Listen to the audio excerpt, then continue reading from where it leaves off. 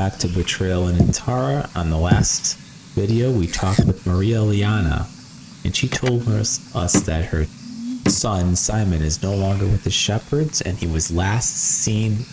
We got a letter from Durst. Okay? But we have a mission. I'm going to go around because, well, that's kind of what you do in this game. You explore. Also, Naomi, the plant lady, gave us these nutrients to put in a garden in Alona. So we're going to go from here around, or maybe around here. We're going to do a little detours and explore the world.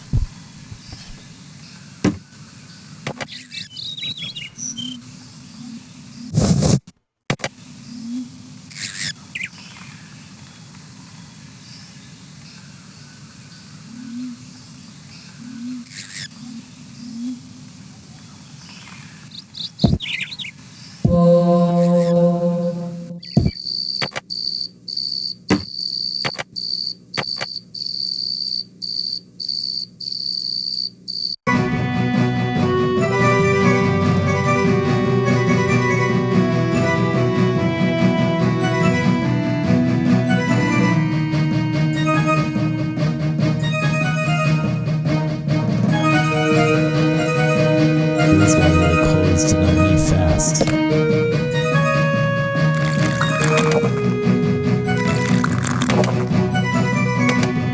This could be a tough battle, we'll see.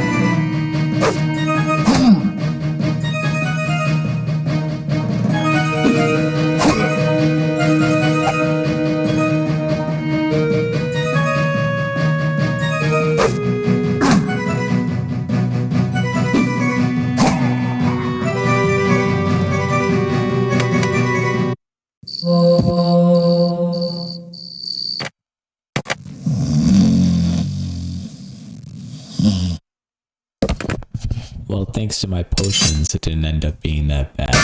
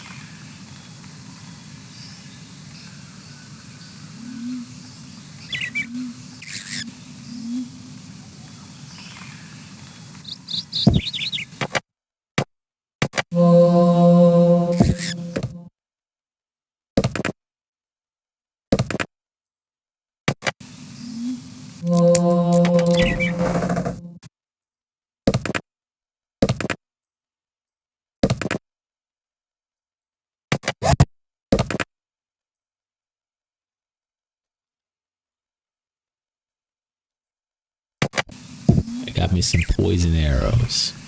Not the best, but you know, better than the original.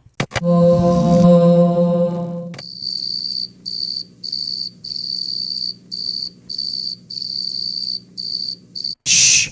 Listen. I thought I heard Pep.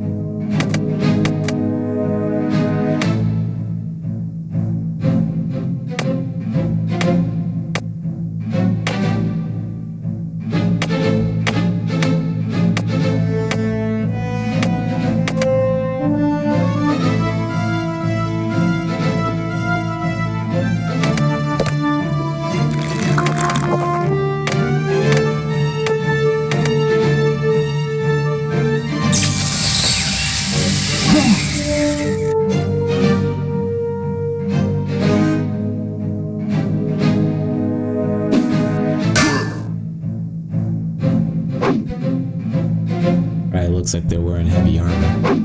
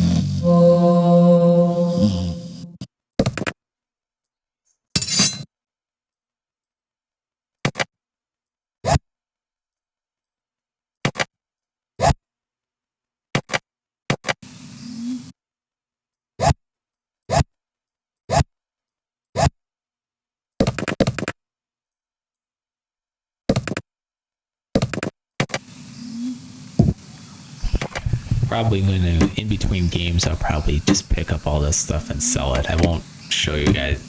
I'm not gonna put that as a video, but I'll tell you if I do it.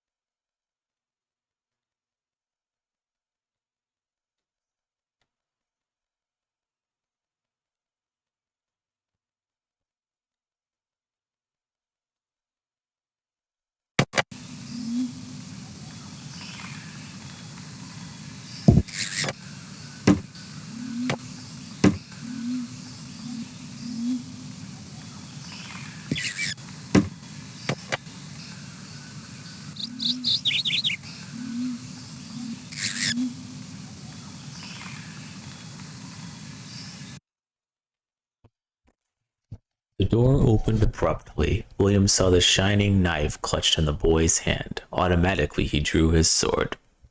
I was just polishing it, the boy cried in alarm. William sheathed his weapon. Greetings, strangers. Greetings, strangers with that Mayrat sticker in your hand is a good way to get yourself killed, especially this close to the border. Sorry, sir, the boy mumbled. William sought to make amends for his harsh words. Here, lad, let me see that knife of yours. Yes, you're keeping it in excellent shape. I wanted it to be extra shiny for Brian's funeral. Isn't a knife a rather odd sign of mourning? Brian gave it to me. It was supposed to be a secret, but now that he's dead, I guess it doesn't matter. William was puzzled. But a boy your age is certainly old enough to keep a knife. It's not that I have it, it's how I got it. One day I happened to be following Brian's wagons. A bump in the road knocked a crate off the back of one of them. It split open and out came a bunch of swords. William frowned. Did Brian trade in weapons? That's just it. He dealt in cloth and linen. Brian came back to fix the trouble. He got mad when he saw me, but I swore an oath I wouldn't tell anyone. We packed up the swords, and he gave me this knife to remind me of my promise. Where were Brian's wagons bound? I don't know exactly. We were on the road heading west. I can't believe I won't see him again. The boy shrugged, tears from his eyes. Core, damn the horse that killed him. I'd slit its throat if I knew which one it was. William touched the boy's shoulder. After what you've told us, perhaps we should think twice before blaming the horse.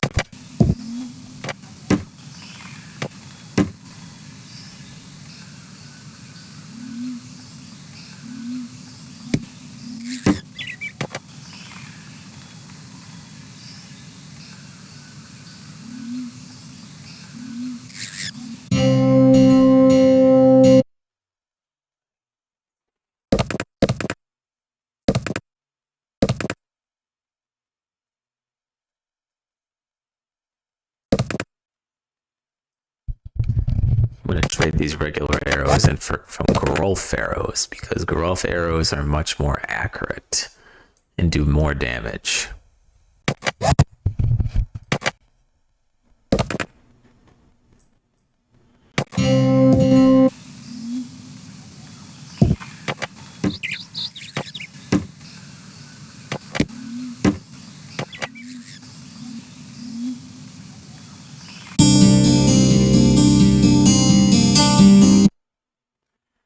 The watering hole was fairly crowded. William saw a few vacant chairs near the fireplace. He asked a squinty-eyed man if he minded sharing his table.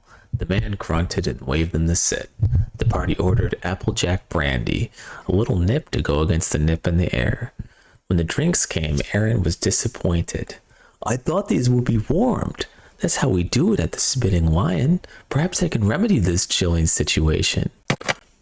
Aaron cupped his glass between his hands. After a few well-chosen words, the brandy began to swirl gently and give off wisps of steam. Aaron took a sip. Ah, now that's more like it. William, do you want me to do yours? The squinty man followed these proceedings with more interest than was warranted by simple tavern magic. You're a mage? He asked gruffly. Aaron affirmed that he was and glared at William before his friend could say otherwise. Did you know Brian Castir then? No. Why? Just that he was a mage too.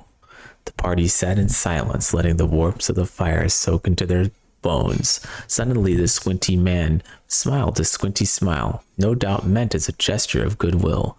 The smile came across as friendly as it cornered Masilith. So you're a mage. Maybe you can give me some advice then. With things such as this, lately I've been thinking a lot about security. How to keep my goods safe from marauding Mayrats. Mages always seem to keep secrets. How would you hide something so it wouldn't be found? Though Aaron would have preferred moving to another table over answering, he was brought up to be polite to his elders, if not his betters. I suppose if something was really important to me, I wouldn't let it out of my sight for a minute. William chimed in to keep Aaron from bearing the brunt of the conversation. I certainly wouldn't leave it at my home. In my home, that's the first place a thief would look. The squinty man pondered their words, then finished his drink in one gulp and rose from the table. Thanks. You give me something to think about then. Aaron rolled his eyes. Thank Henny. I thought he'd never leave. William, next time would you mind picking our drinking companions with an eye toward their personalities and not their dazzling good looks alone?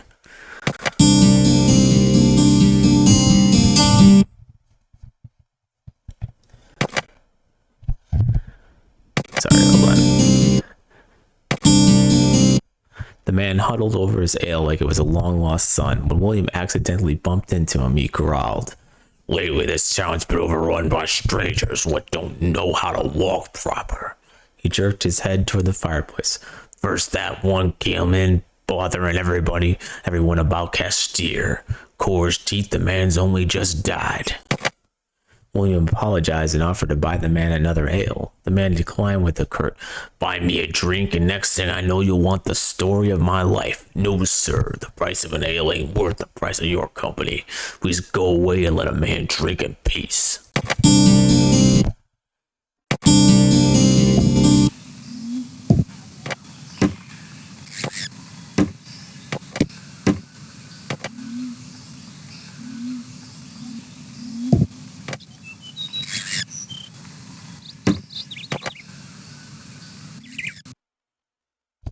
door was opened by a man whose robes identified him as a priest of Kor.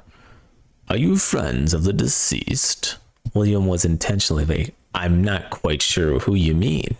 The priest beckoned them inside the cottage. I hope this doesn't come as a shock, but Brian Castir has passed away. This is his house. I am Brother Alexei from the monastery near Berlin. I've come to officiate at tomorrow's funeral. William affected a woeful countenance. How did poor Brian die? The priest sighed dolefully. It was an accident. He was thrown from his horse. I didn't know him personally, but I understood he was a good man, cut down in the prime of life. I take it that you were acquainted with the deceased? William decided it might be bad to lie to a priest. No, not exactly, actually. Aaron shook his head. I can't claim to understand the motivation behind such a despicable deed. The priest straightened a stack of papers on the desk. I'm staying in his house to keep the vultures at a distance, at least until the deceased has been properly laid to rest. We'll keep our ears open in case we hear something about the break-in. May Kor watch over you, the priest offered them in farewell.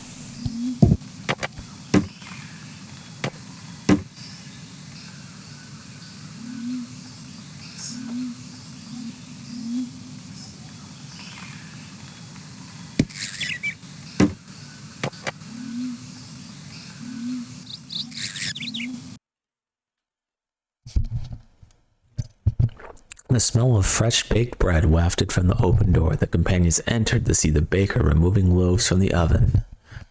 I'm sorry, the bakery is closed today. It certainly smells like you're doing business. These loaves are not for sale. I baked them for the funeral party. In fact, I'd rather doubt you'll find any of the shops open today. The whole town is mourning over Brian Castir's tragic death. Do you know how he died? I heard it was a riding accident. Most unfortunate. He was my neighbor, you know, a trader. I didn't see him much. He was always on the road, traveling from the port to marketplace, selling his merchandise. What did he trade in? The baker put the loaves on a rack to cool. Cotton, silk, clothes of all kinds, dyes, ribbons, that sort of thing. Yes, I'm going to miss Brian. He was a friendly fellow, kind to children, and when he was home, a good neighbor.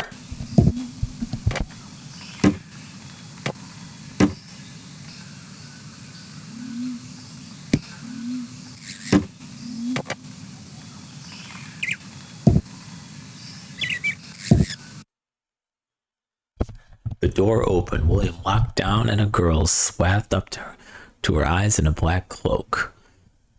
Hello, little one. What's your name?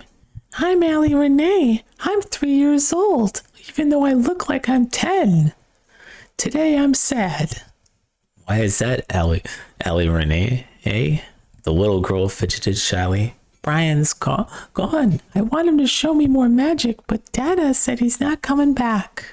The girl's father scooped her up in his arms, pushing the cloak away from her delicate face. It's all right, baby. We'll always remember our special friend, won't we? The father's eyes got misty as he explained. Brian Castir was my best friend. He used to do magic tricks for Allie. Not that he was a true mage, you understand. But he had apprenticed for the Mayrat mage until the border conflict heated up again. Hard to say what he might have become given half a chance. As it was, he used what magic tricks he had to help his business. Aaron was curious. How did he do that? Brian was a trader. He'd cast a spell to speed his wagons on their way. He'd bind magic to the wheels to keep them sound. When he was in town, he'd also entertain the children with simple tricks. He was a gentle, sweet man. We'll miss him, won't we, Allie Renee? Aaron bent down to look the girl in the eye. I'm sorry your friend is gone, but maybe this'll help. Aaron made a fist and said a few words. When he opened his hand, a cascade of light erupted in all colors of the rainbow. The girl's face shone with delight. There's still magic in this world, Allie Renee. Thank you, said her father, and gently closed the door.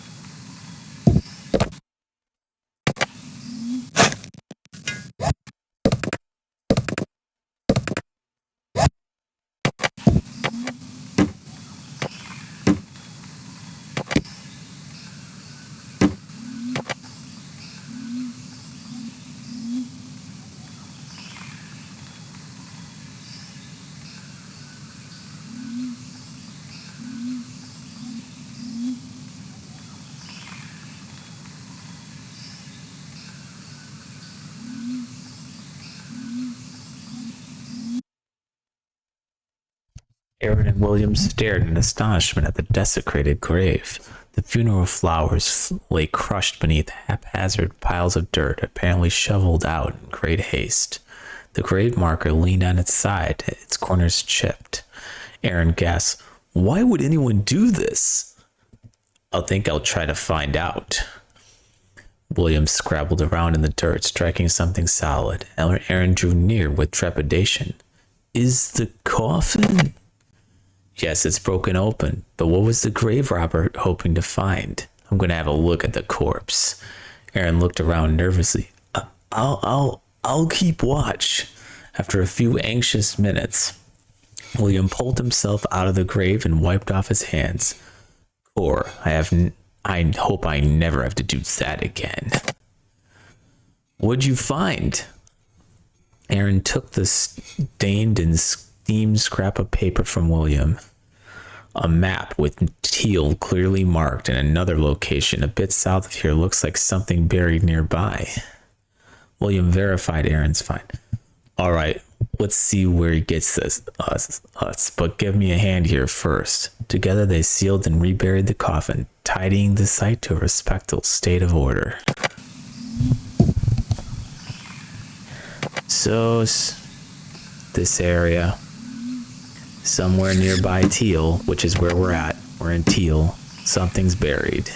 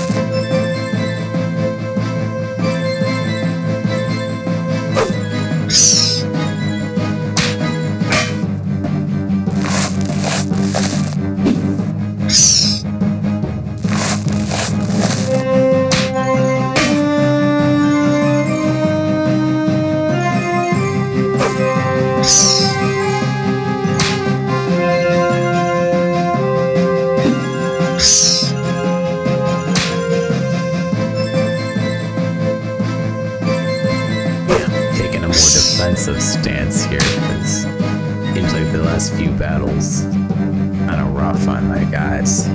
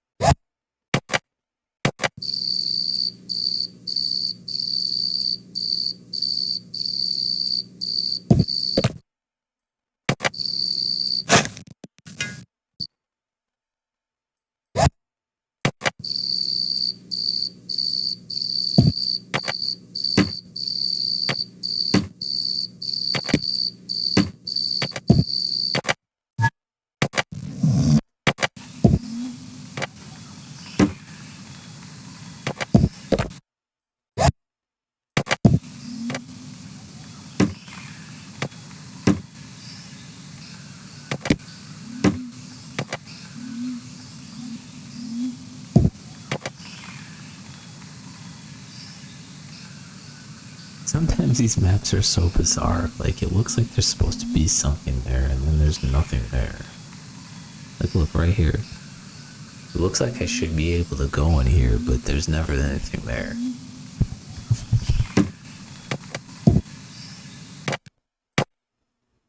Oh,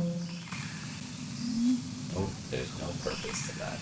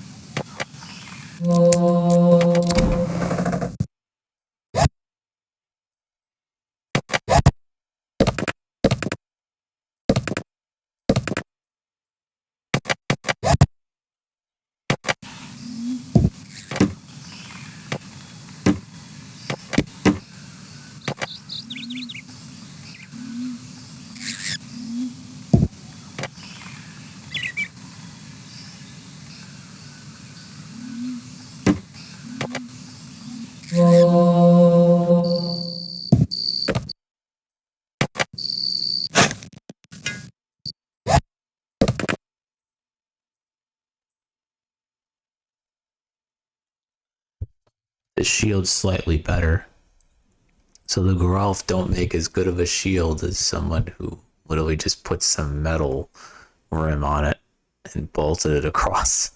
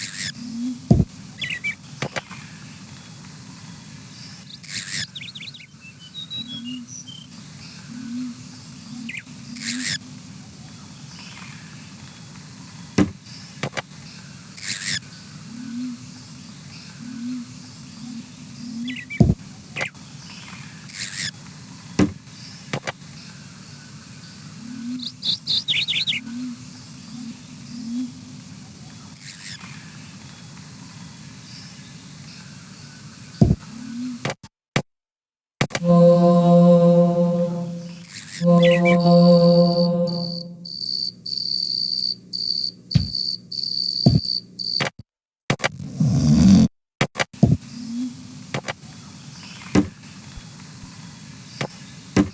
I search for gemstones just to show people that there is nothing there. I mean, it's just weird that I'm just going through this gigantic formation and not seeing anything.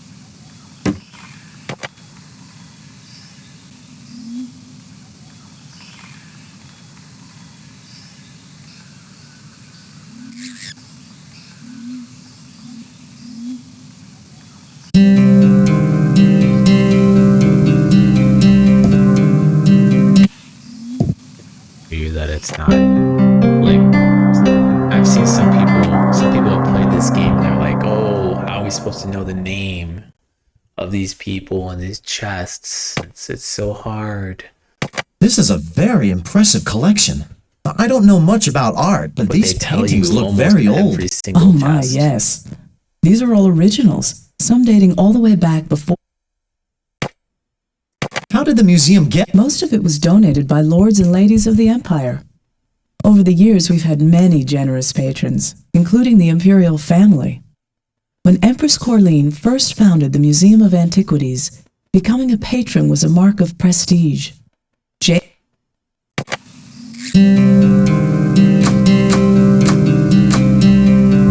Empress Corleen.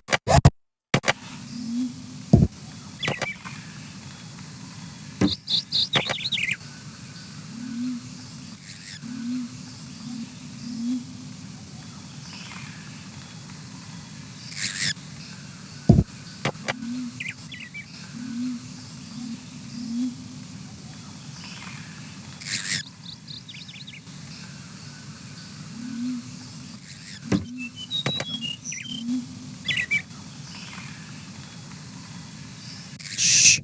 Listen.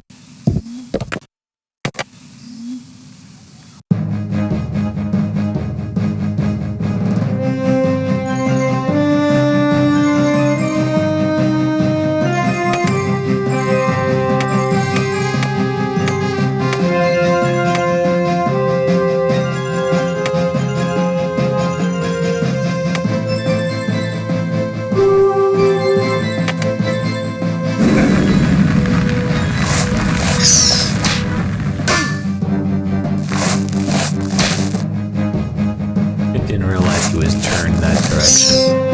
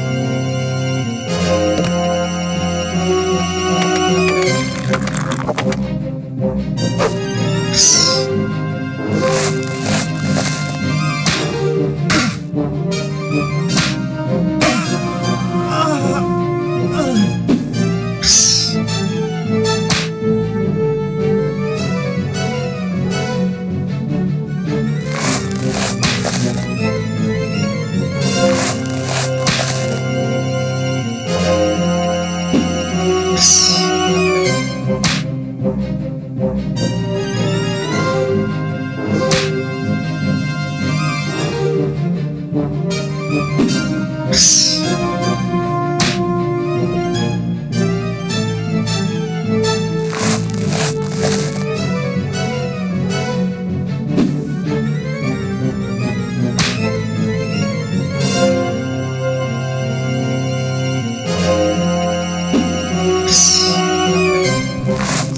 it's time to face facts. My guys are underleveled because this is unhard and I have to go rest.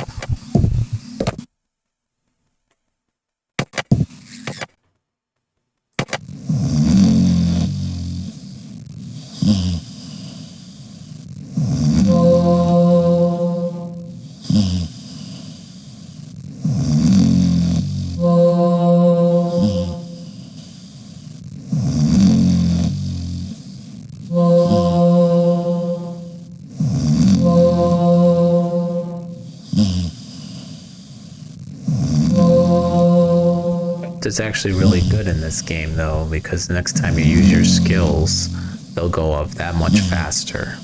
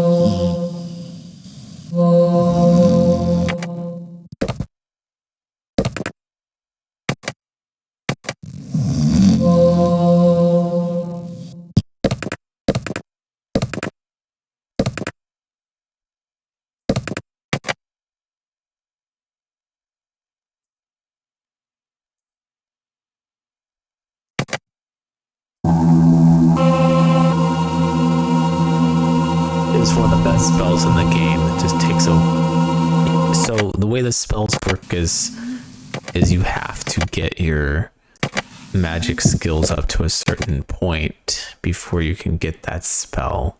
So it looks like because I need self-ally, damage, and resist. Self-ally and resist were not up to 30. I guess they had to be up to 30 to get... And damage probably also had to be up to 30 in order to get armor light.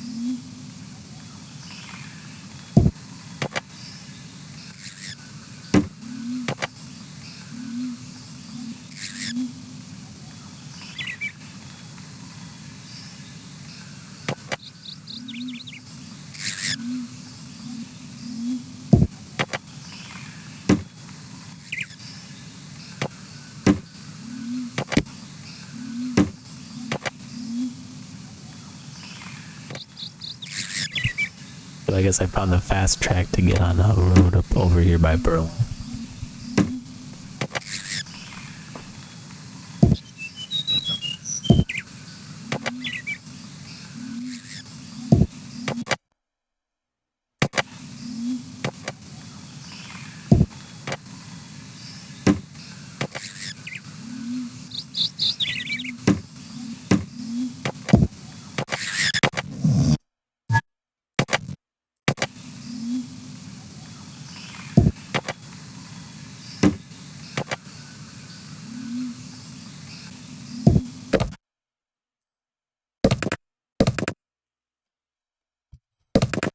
Whenever you open up a hole, you gotta make sure you have room for whatever you're gonna take out of it.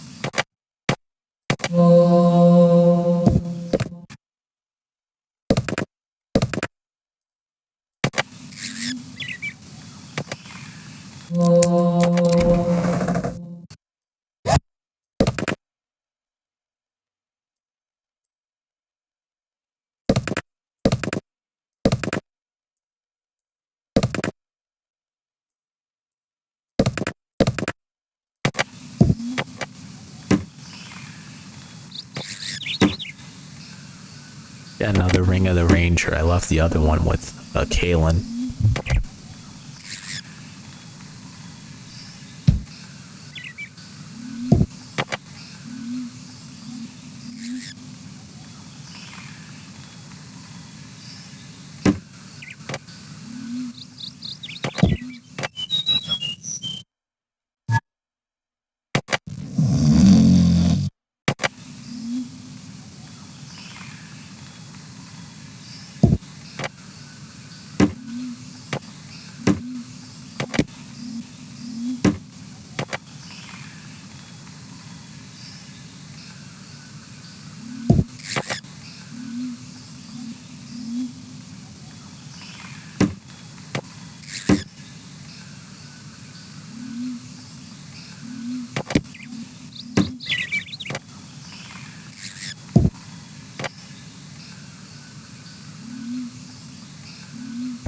It's just another bizarre bug in the game. I mean, where am I traveling here?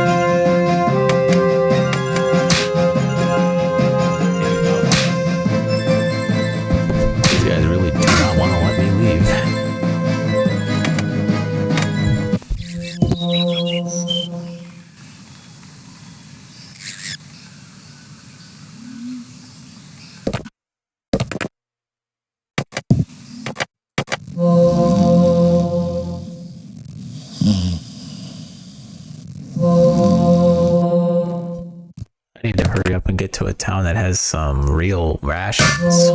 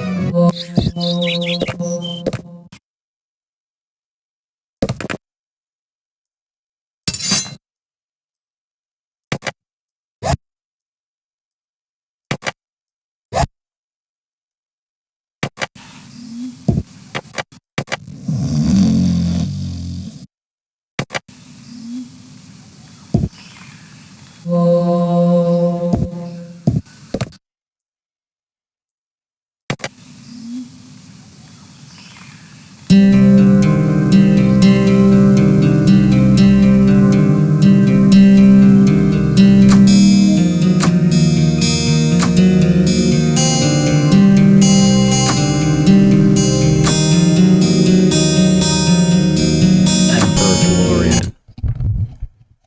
Oh, food. That's what I need, baby. Need that food.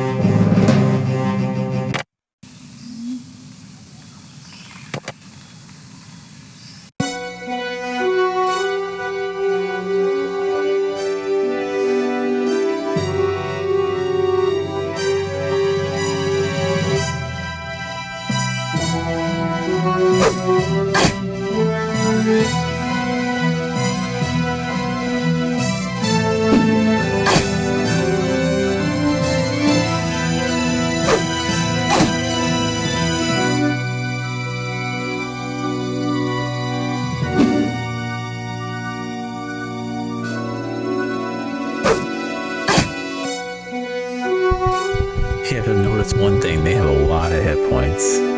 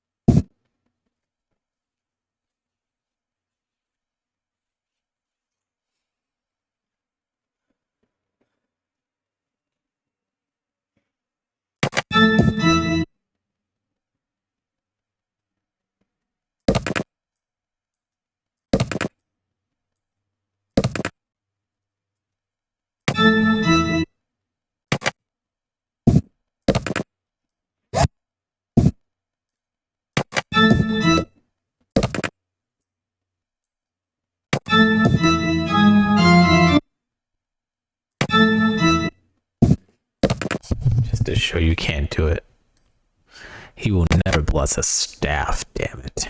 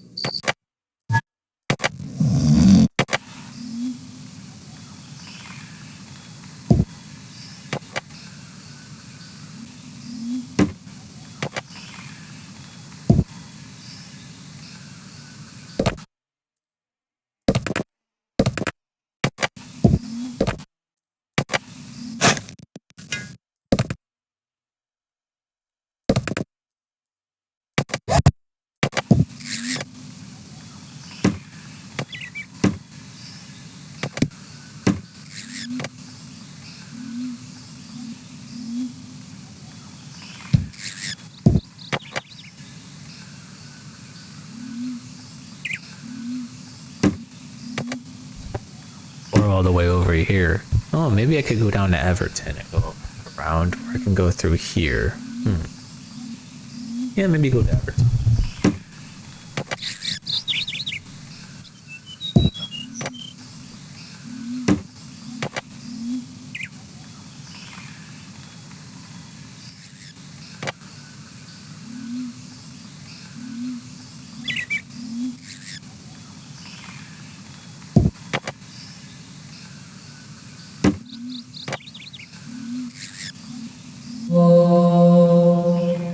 Shh.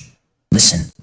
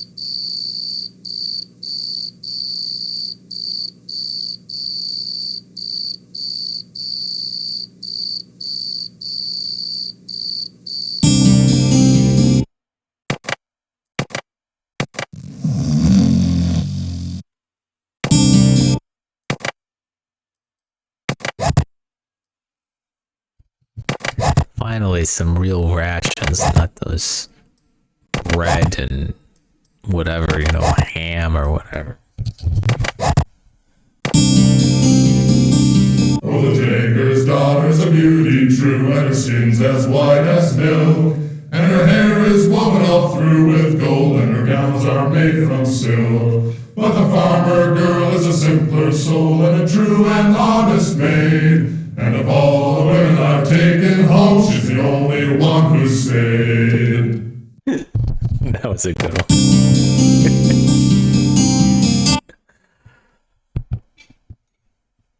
Oh, we got a gambler, do we? Do we want to do that? My gambling's not as high as it could be. Let's see. Wow, this guy's good though. Okay, 3 losses, 2 wins. 3 win. Okay, we're even. Yeah,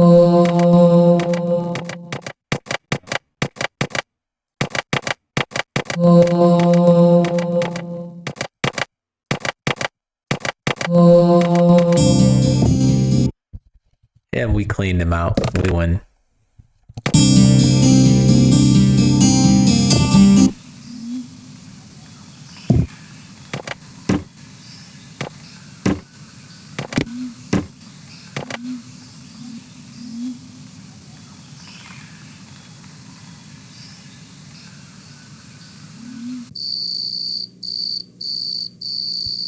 Flower boxes and curtained windows invited the party to approach the house. The door was soon opened by a plump, apple-cheeked man wearing a checked napkin in place of a cravat. A chorus of children's voices sang out, "Who is it, Daddy?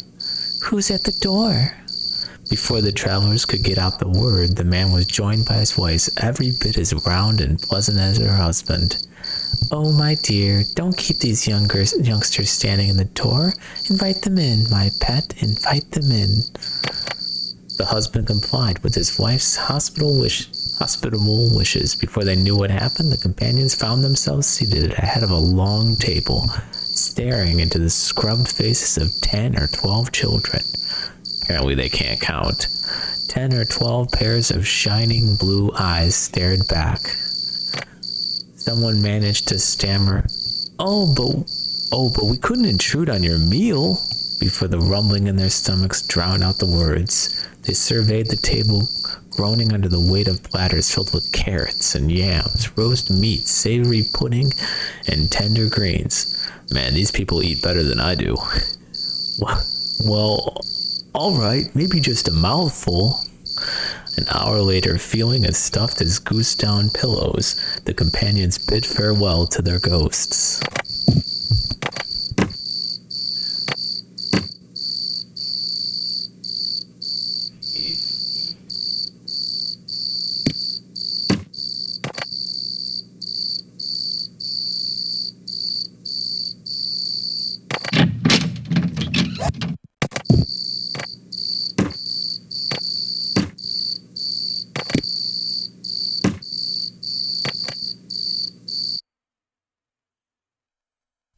Nobody answered their knock. The door was locked tight, and the reddish lock appeared sturdy. A nameplate on the door read G. Fail.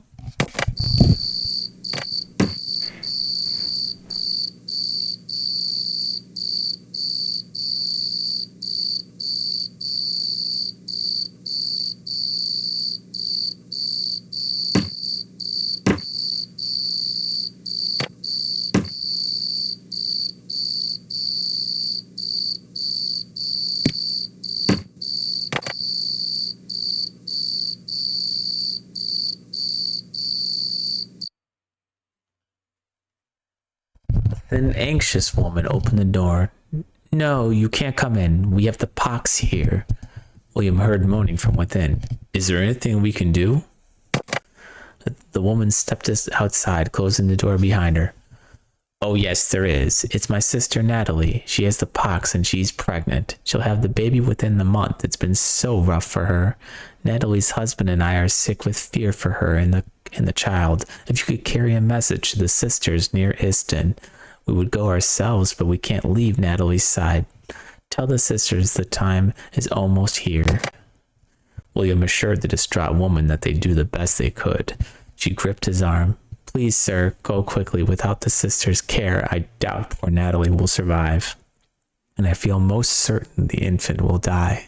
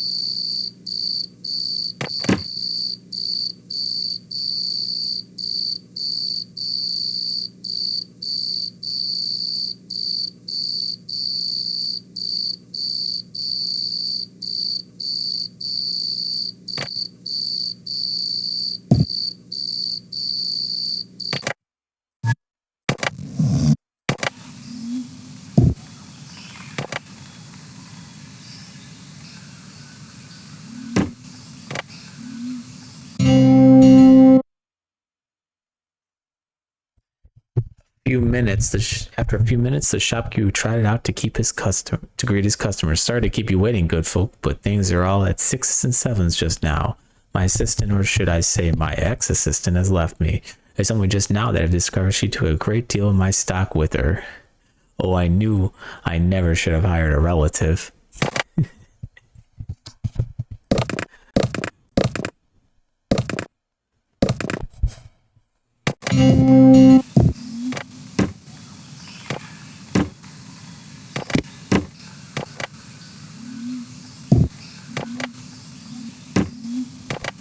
So this kind of reminds me of the first chapter of the game. They kind of want you to run around quite a bit.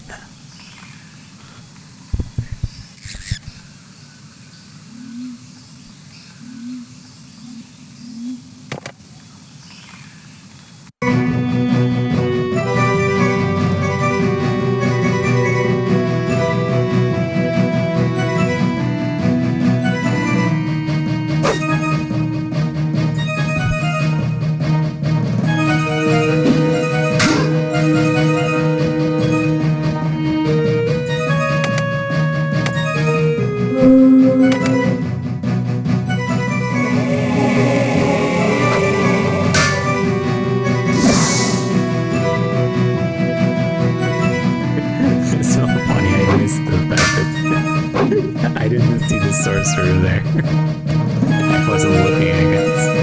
I could have gotten smashed pretty hard and get hit by that guy. Oh my god.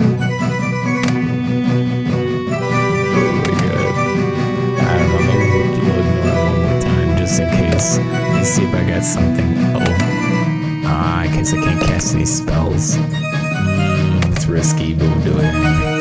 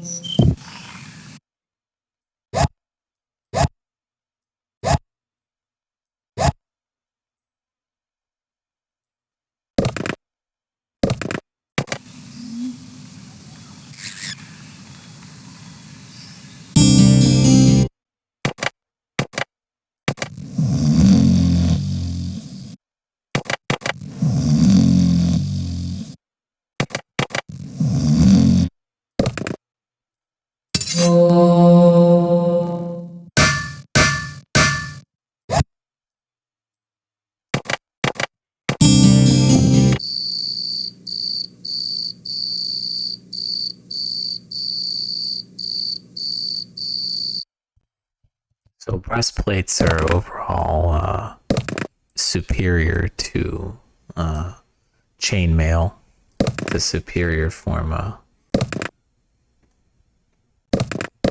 So I guess I'll pick up the breastplate and we'll put it on.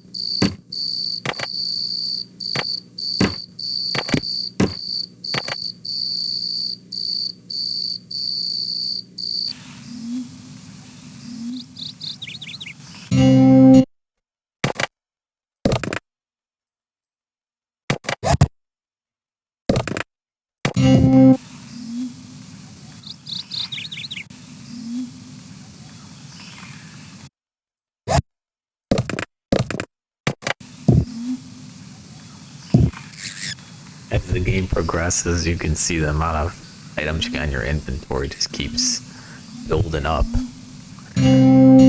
So when I do like a run, sometimes I go around and I'll do a run where I drop everything and I just go grab all the items, run to a shop and sell them, because otherwise you can see like it would take forever for me to get any money from selling when my inventory is just full of stuff all the time.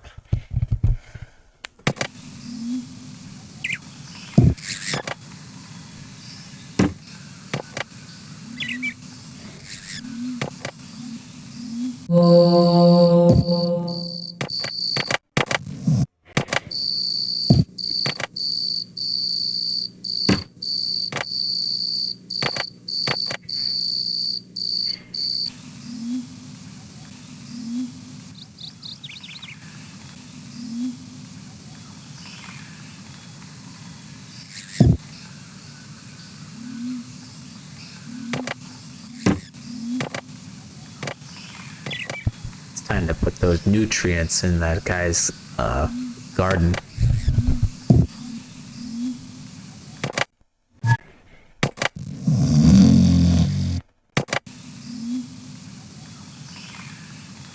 But wait, maybe first let's see what happened with Brian Castillo, if there's any further developments.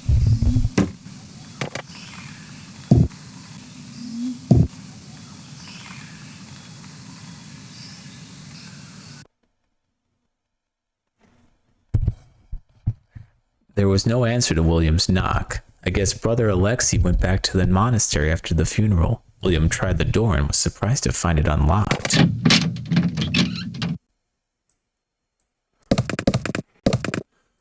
There's a note here and some torches.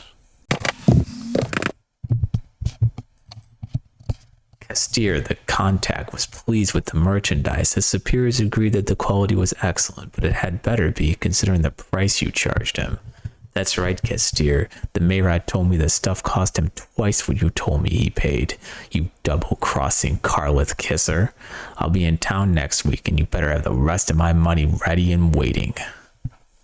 GF.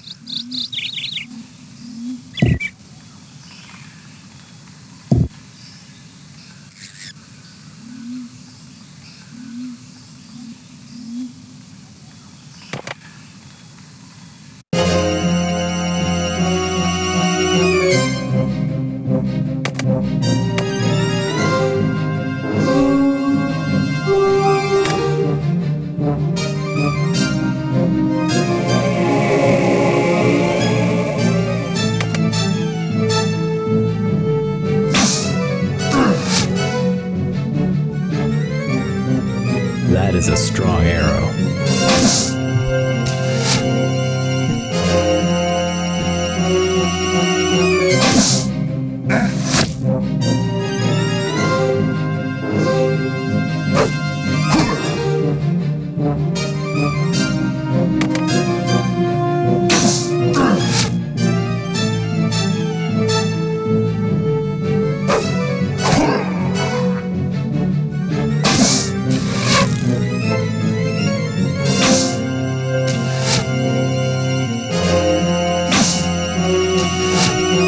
I don't know if I said this on a previous video, but one of the kind of ridiculous things, but important things about this game is that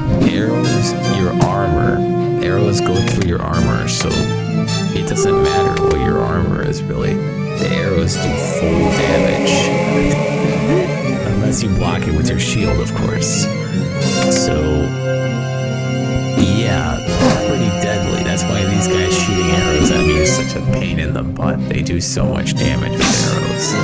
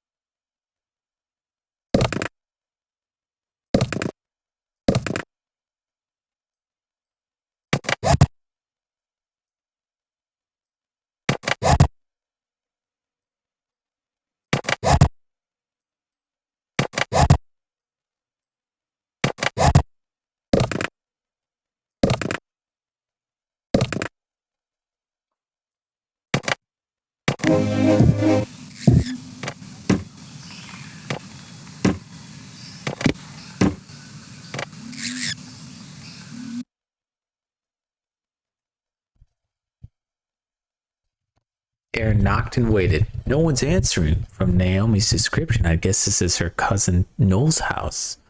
Naomi said we should go ahead and add the nutrients to his garden, even if he wasn't home. I'm sure he won't mind.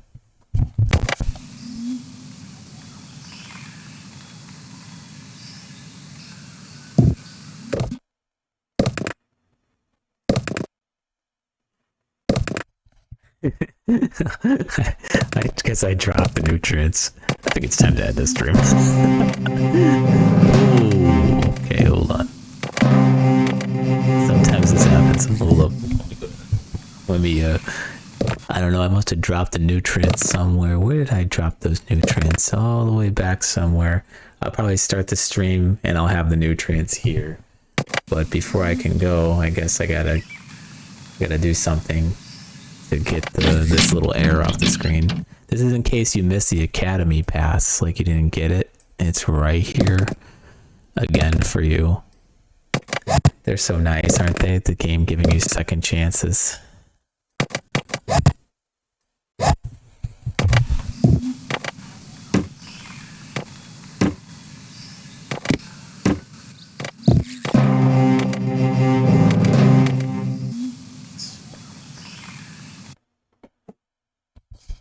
As the companions turned into the path, the door flew open. A young woman ran to meet them.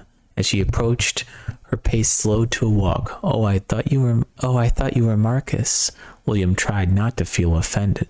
Sorry to disappoint you. Is Marcus your husband? The young woman sounded sad. No, not yet. We were about to get married, but he got called away to fight the Mayrat in the west. Have you any word from the border? Sorry to disappoint you again, but no. It's not fair. The men get to go off and have all the adventures while we women sit at home waiting and worrying. It would serve Marcus right if I did take up with another fellow. She eyed William speculatively. Quickly, William turned to go, dragging Erin along with him. Sorry to disappoint you yet a third time, but I'm no homewrecker, especially now when the man involved is a trained soldier. For the sake of all the single men in Alona, I hope your boyfriend comes home safe, sound, and soon.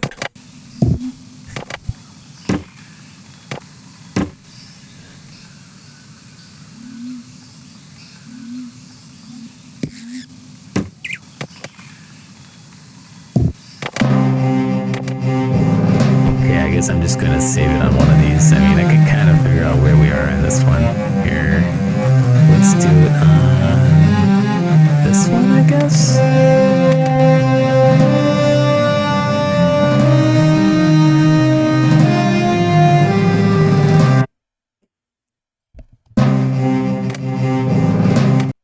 Thank you for watching.